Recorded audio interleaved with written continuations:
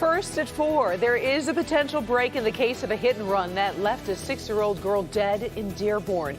We'll tell you where things stand at this hour. Also, Kyle Rittenhouse breaks down on the stand, and it's just one dramatic moment of this trial connected to the protest of a police shooting. Plus, let's check in with Paul. It was a beautiful November day, but big changes are coming. In fact, get ready for some true weather whiplash. I'll have your forecast straight ahead. Local 4 News starts now with a breaking news alert. Good afternoon, everybody. I'm Karen Drew. Breaking at this hour, first at 4. Dearborn police now have a person of interest in custody in connection with a deadly hit and run. We first showed you the photo of 18-year-old Jan Collins last night. He turned himself into the Dearborn Police Department just a short time ago. Police want to talk to him about the death of a 6-year-old girl who was walking on the 7600 block of Bingham when she was hit by a car and the driver never stopped. Police caution us this investigation is ongoing. They will share more information when possible. Meantime, tonight at 6, that little girl's father will speak exclusively to Arshawn Lay about his family's ordeal with a message all parents need to hear. Also breaking, Michigan's Republican-led state legislature has joined the legal fight over a vaccine mandate for millions of American workers. The Michigan House and Senate have submitted a brief in support of other states seeking to overturn President Biden's executive order affecting businesses with more than 100 employees. Now, the order is already on hold after a ruling from another court. We're working sources in Lansing. We'll have an update for you when you join us at 5. Meantime, the state of Michigan reporting more than 6,200 new cases of the virus since Monday. It's an average of about 3,100 per day, down from a week ago. But we haven't been able to really turn the tide. The 7-day positivity rate is nearly 14%. We've also seen 163 additional deaths connected to COVID-19, with almost half from a vital records review. There are new charges in the ongoing corruption scandal inside the United Auto Workers Union. Another local UAW official, Tim Edmonds, now charged with embezzlement, money laundering, and more. He was the former treasurer of UAW Local 412 in Warren.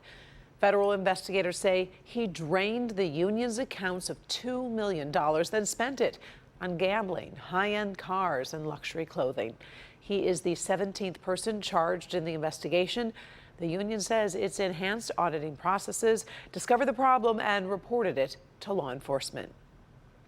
Today is the first day that Michiganders can select a non-binary option on their driver's license and ID cards. Residents who identify as non-binary can now mark X as their sex indicator. You can make the change at any Secretary of State office, and that starts today.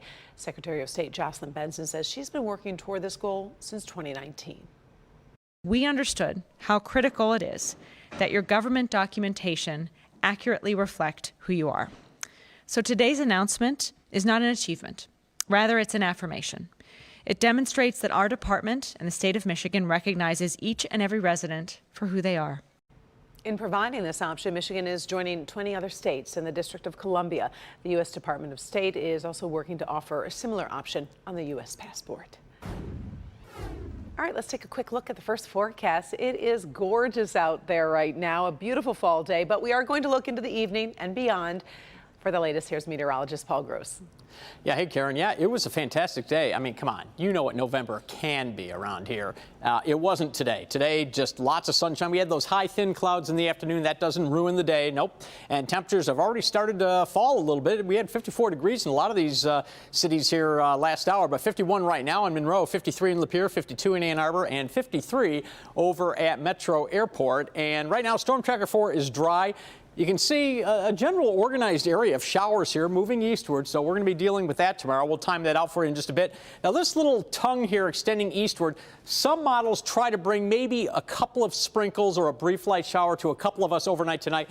I think most of us don't see it. I think most of us will have a dry night. This evening should be dry with temperatures slowly falling through the 40s. Again, big changes coming. It starts tomorrow. I'll have that for you coming up in just a few, Karen. It's been an emotional and dramatic day as Kyle Rittenhouse takes the stand in his reckless homicide trial. He's the teenager accused of shooting 3 men during a protest following the police shooting of Jacob Blake last year. Blake survived. 2 of the men Rittenhouse shot were killed. Devin Skillion is in the newsroom tracking some of the key moments of Rittenhouse's testimony. Devin. It's been fascinating, Karen. Kyle Rittenhouse is 18 years old, could face life in prison if he's convicted of the most serious charges against him. Today on the stand, he maintained he was defending himself when he fired his semi-automatic weapon. He became extremely emotional as he described his actions that fateful night. There were 3 people right there. Take a deep breath, Kyle.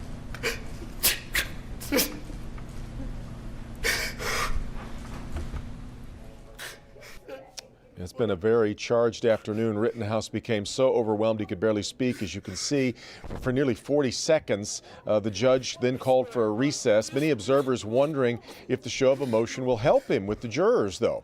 The defense is trying to paint a portrait of a young man who went to Kenosha to help others and fired his gun in self-defense. Prosecutors try to challenge that portrayal on cross-examination, but Rittenhouse seemed to hold his ground. I did what I had to do to stop the person who was attacking me. By killing them. 2 of them passed away, but I stopped the threat from attacking me. By using deadly force I used deadly force. that you knew was going to kill. I didn't know if it was going to kill them, but I used deadly force to stop the threat that was attacking me. At one point, the judge ordered the jury from the room and berated the prosecutor for questioning Rittenhouse about whether it was appropriate to use deadly force to protect property. The defense asked for a mistrial then, which the judge refused for now. So clearly a pivotal day in the trial. Rittenhouse has been on the stand for several hours now. So an update coming up at 5, and then stick around for NBC Nightly News. Their coverage will come along at 6:30. Karen, back to you. All right. Thank you, Devin. See you at 5. All eyes are on former President Trump to see if he files an appeal in a battle over presidential documents. Yesterday, a federal judge rejected Trump's request to block the release of documents to the committee investigating the January 6th Capitol riot. Now, without new court action, the National Archives could release the documents to Congress on Friday. We have been covering a breakdown in America's supply chain for weeks now. Products are just stuck on ships, and they can't get from there to here. Of course, customers are feeling the pinch, but some local business owners are really in a bind. Paula Tutman live in Romeo this afternoon with one couple's story. Paula? Hey, Karen. Hi, everybody. So listen, this is the epitome of Main Street America. In fact, there's a sign right there. It says Main Street. This is the store, Old World Nouveau. It's actually owned by a husband and wife team, and they're not only concerned about what's going on in their neighborhood, but they say pretty much every little bit of the world has a big concern for them in what happens right here. When David Seminis checks his phone, it's not for a casual text message.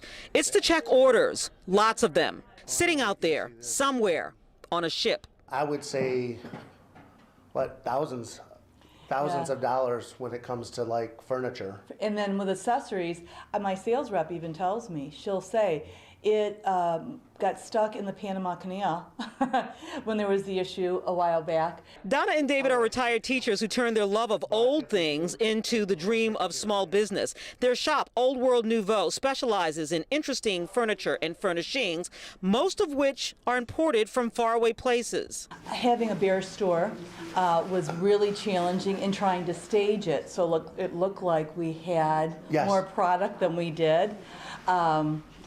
Was really scary, and people were asking often, are you going out of business? It is one thing to talk about the backup of goods on a ship somewhere out there on the ocean. It is something else entirely when you're a small business person. And sometimes we were actually selling things at cost just to keep ourselves above water. Donna, a stage 3 breast cancer survivor, will tell you if you can survive that, you can survive anything. And it is with that spirit this couple has reinvented their Romeo store with an infusion of new ideas, foraging for goods and accessories from local and nearby artisans and vendors, changing that symbiosis of where they get things and how they support and who they support. We've tried to diversify our product line, and we have a boutique now downstairs. We have winter wear, we have jewelry. At this store, it was always service with a smile, but now they put a bow on it. Would you like to pick the bow? Always when we're walking, we see it and we love it, and we always want to stop in, so we're walking and we stopped in. Donna and David don't know when their goods will arrive, but they do know they will survive this. They have to. Our pension sometimes has to pay the bills for the store. Failure is just not an option.